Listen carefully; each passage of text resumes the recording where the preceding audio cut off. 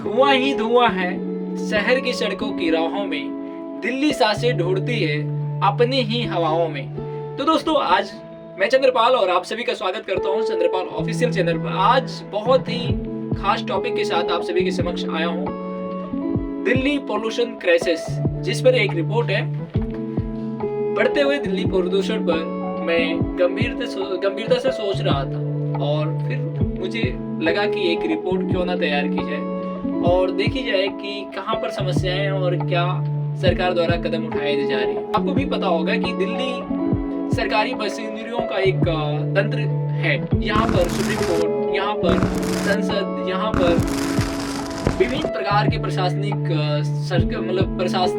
लोग और सारी मशीनरियां तो यहीं पर स्थित है ना। फिर भी सारे कार्यालय, सारे मंत्रालय, सारे गतिविधियां यहीं से संचालित हो रही है। देश की नीतियों का भी निर्माण इसी शहर से होता है। फिर भी जो प्रदूषण जैसे समस्याएं हैं, उसका समाधान दिल्ली जैसे शहरों से नहीं हो पा रहा है। आखिरकार क्या रीजन है और सरकार वास्तव में कुछ नहीं कर रही है?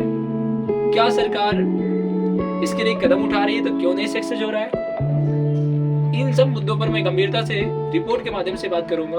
आप बने रहिए अंत तक कि आखिरकार जटिल समस्याएं क्या है और इसका समाधान कैसे किया जा सकता है। जैसे कि दिल्ली की जो AQI स्तर है 300 से 600 तक पहुंच जाती है प्रतिदिन, और जो कि जो AQI लेवल की बात की जाती है सबसे गंभीर श्रेणी में आती है। उससे भी गंभीर कुछ भी नहीं है, बहुत ही गंभीर श्रेणी में आ रही है। इसका मतलब क्या है कि हर सांसों में कई सिगरेट लेने के बराबर हवाएं इतनी जहरीली हो चुकी है कि उसके गुण रहते हैं। आखिरकार क्या कारण है, मैं उन कारण पर गंभीरता से चर्चा करने वाला हूँ। कारण पहला है कि जो वाहन उत्सर्जन है वाहनों से, वो लगातार इसका दिल्ली के प्रदूषण का कारण बना हुआ है, क्योंकि वाहनों की डेंसिटी वास्तव में देखी जाए तो बहुत बड़ी है और बहुत ज्यादा है। मैं भी दिल्ली जैसे शहर में रहता हूँ। आए दिन ट्रैफिक जाम, आए दिन यातायात की समस्याएं, लगातार ट्रैफिक जाम, लगातार पोल्यूशन आए दिन बढ़ते जा रहे हैं। अभी भी पूरी तरह से इलेक्ट्रिक बसें नहीं आई, इलेक्ट्रिक कार्स नहीं आई, पूरी तरह से नहीं आई।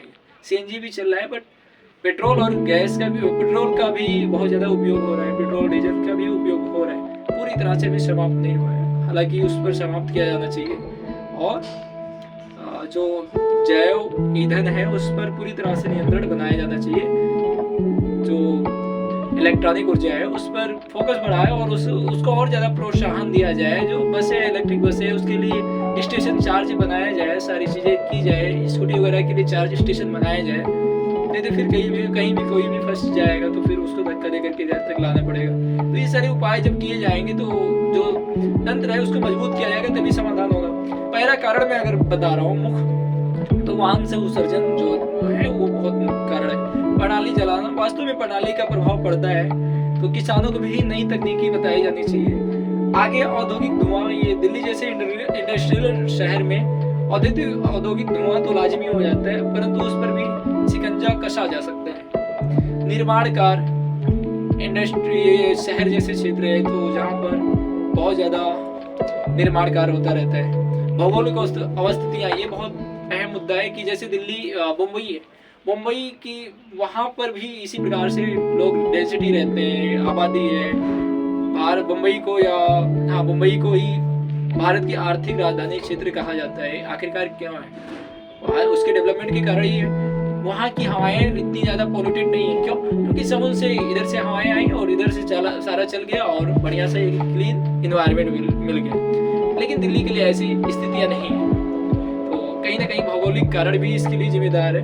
और आगे है जो मौसम सर्दी का आता है, इसमें हवाएं ठप रहती है और इसका आवागमन बहुत ही कम हो जाता है या ना के बराबर होता है, जिससे हवाएं जब ठप हो जाती है तो फिर एक प्रदूषण का बहुत बड़ा कारण हो जाता है।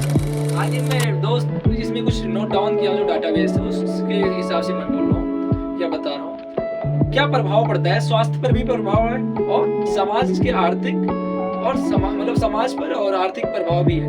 स्वास्थ्य पर क्या प्रभाव है? सांस लेने में दिक्कतें आती है, उसके अलावा अस्थमा जैसी बीमारी आ जाती है, आंखों में जलन होता है, बच्चे और बुजुर्ग पर भी ज्यादा से ज्यादा असर पड़ता है।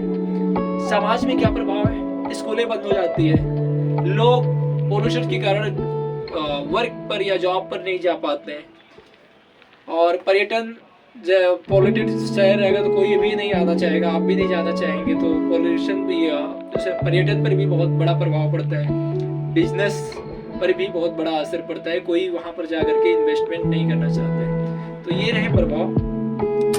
उपाय क्या हो सकते हैं दोस्त?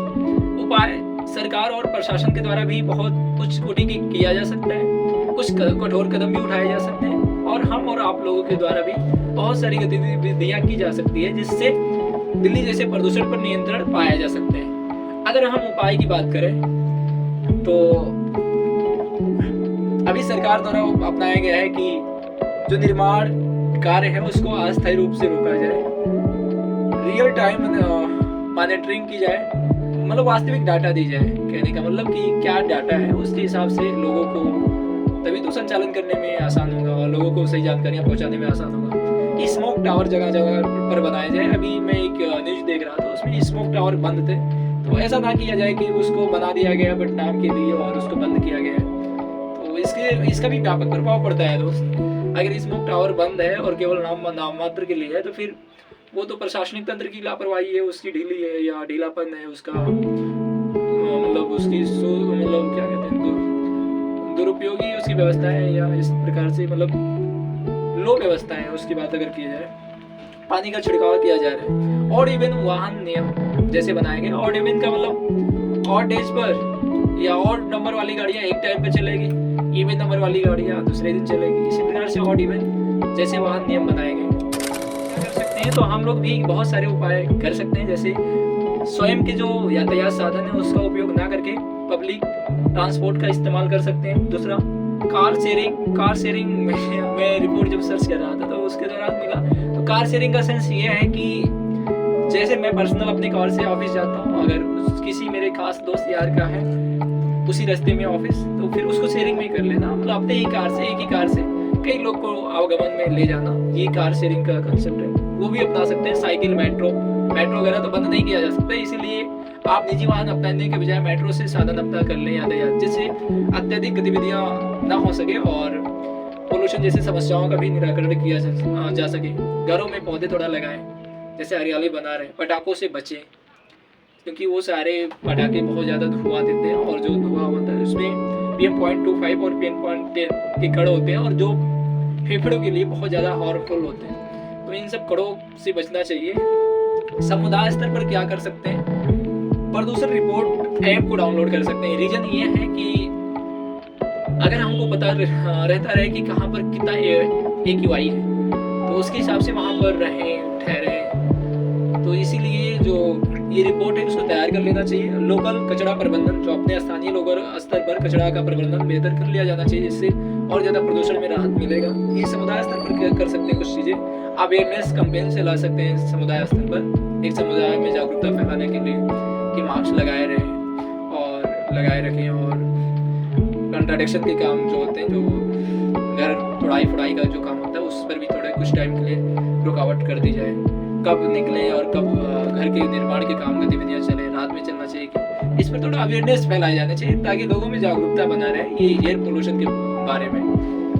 सरकारी के द्वारा कठोर कदम क्या उपाय मतलब अपनाया जाना चाहिए? स्वच्छ ऊर्जा और ई वाहन को अधिक से अधिक बढ़ावा दिया जाना चाहिए, क्योंकि वो ये क्या नाम है, वो जीवाश्म ईंधन की खपत से नहीं चलते हैं, वो इलेक्ट्रिक वाहन से रहते हैं, तो फिर उस पर खतरा कम रहता है। NCR में संयुक्त पॉलिसी बनाई जानी चाहिए, किसानों को वैकल्पिक तकनीक दिया जाना चाहिए। इस प्रकार से बहुत सारे कदम उठाए जाने चाहिए और अब समय आ गया है सभी दलों को, चाहे वो विपक्ष हो चाहे दल का नेता हो, सभी को एकजुट होकर के इस पर कदम उठाया जाना चाहिए और उसके लिए एक अनिवार्य मतलब पॉलिसी भी लेके आनी चाहिए। जैसे और अभी हाल ही में शीतकालीन सत्र मतलब संसद में बैठक होने वाली, तो देखने की बात ये रह जाती है कि क्या इस बार जो दिल्ली का एयर पोल्यूशन है सबसे बड़ा मुद्दा बनेगा कि नहीं बनेगा, क्या इसकी प्राथमिकता दी जाएगी कि नहीं दी जाएगी, देखने वाली बात ये रहेगी। और देखते हैं कि क्या सभी विपक्ष या पक्ष इस बात को लेकर के आगे बढ़ाते हैं, उस पर एक बड़ा नियंत्रण बनाते हैं कि नहीं, देखने वाली बात रहेगी। और लास्ट में मैं बस 4 लाइन कहना चाहूँगा। दिल्ली सिर्फ राजधानी नहीं, सैकड़ों लोगों की जीवन का धड़कता हुआ शहर है। केवल एक राजधानी मात्र नहीं, क्योंकि वहाँ पर यूपी, बिहार, अलग अलग देशों से आकर के बसे हुए बहुत सारे लोग हैं। तो इसीलिए कह रहा है शहर के दिल्ली सिर्फ राजधानी नहीं, सैकड़ों लोगों के जीवन का धड़कता हुआ शहर है। सांसें बचानी है तो सिर्फ सरकार नहीं, हम सबको साथ आना होगा।